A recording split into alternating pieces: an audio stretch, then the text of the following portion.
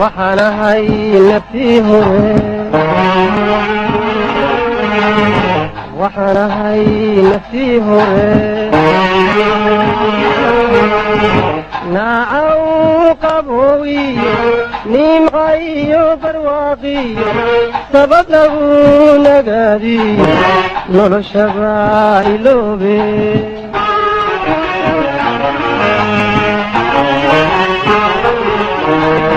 nacasoo gumaysigan nabarrada qarsooniyo macaaniga hadhayniyo igu reebay naafada nabad lama wadaage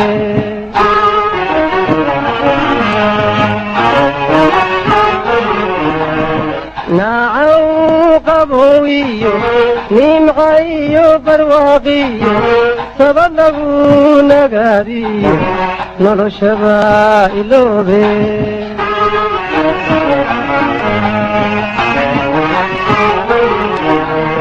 nacasoo gumaysigan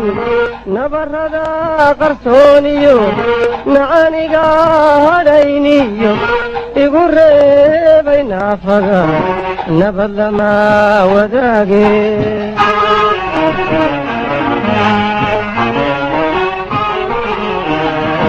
nidar baan hore u galay niyadaydu waa meel nidar baan hore u galay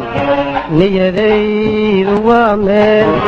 haddii aanan soo noqon calankayga nuuro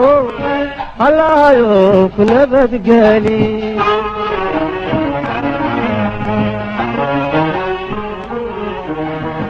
nidar baan hore u galay niyadaydu waa meel nidar baan hore u galay niyadaydu waa meel haddii aanan soo noqon calankayga nuuro allahayow ku nabadgeli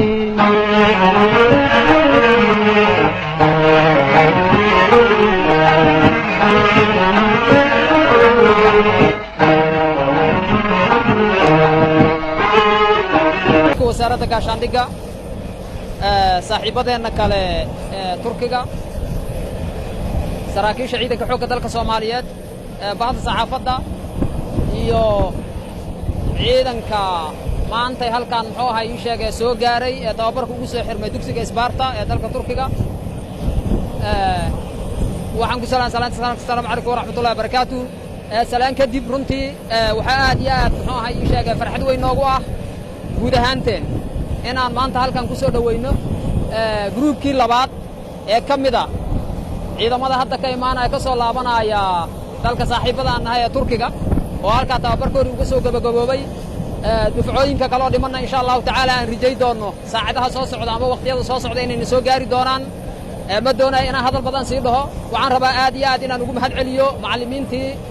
ciidamada gacanta ku haysay saraakiishii guud ahaan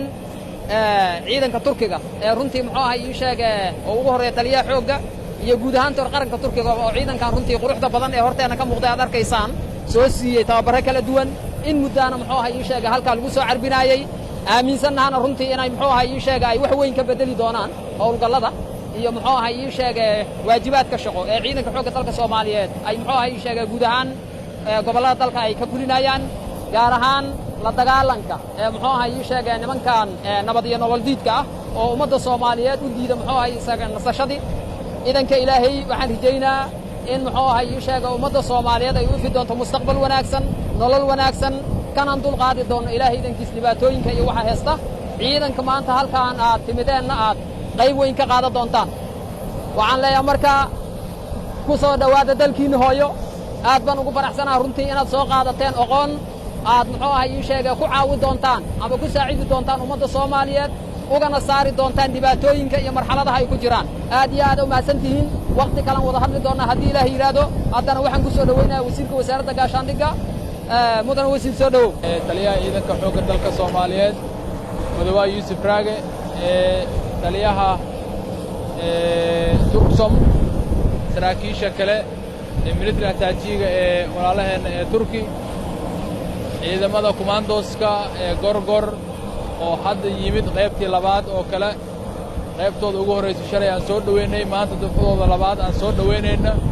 runtii dhammaantiinna waa idin salaamaya waxaan idinku salaamaya salaanta islaamka assalamu calaykum waraxmatullahi barakaatu taliyaha ayaa ka hadlay waxaan aad iyo aad ugu faraxsannahay oo shalayna aan idin soo dhoweynay qayb idinkiina ka mid ahaa maantana aan idin soo dhoweynaynaa si niyasame leh runtii oo farxad ku jirto ayaan idin soo dhowaynaynaa insha allahu tacaalaa waa daalantihiin waxaana rajaynaynaa insha allahu waxaan u imaanay inaan idin soo dhowayno oo keliya ilaahayna waxaan ka baryaynaa inuu ilaahay idinka dhigo kuwii anfaca dalkooda iyo dadkooda iyo diintooda waajibaad cusub ayaa idin sugaayo taliyaha ciidanka xoogga dalka soomaaliyeed ayaa hadda ka hadlay waxaan rajaynaynaa inaad noqotaan kuwii runtii dalkooda iyo dadkooda badbaadin lahaa annagana farxad weyn ayay noo tahay maanta inuu ciidankii xoogga dalka soomaaliyeed oo dib u dhis ku jira oo sii dhismaya maanta inaan goobjoog u ahaano aad iyo aad aan ugu faraxsannahay runtii ummadda soomaaliyeedna insha allahu tacaala waxaan ka rajaynaynaa ama ka codsanaynaa in ciidankooda garab istaagaan idinkana waxaa laidinka sugayaa waajibaad adag iyo shaqo adag iyo mas-uuliyad adag inaad gudan doontaan insha allahu tacaala soo dhowaada aad iyo aadaanu u mahadsan tihiin sida wanaagsan oo qiimaha iyo waddaniyadda leh dalkiina hooy aad ugu soo laabateen aad wax u soo barateen aad diyaarna u tihiin inaad naftiinna iyo erdigiinna sharafkiina aad u hibaysaan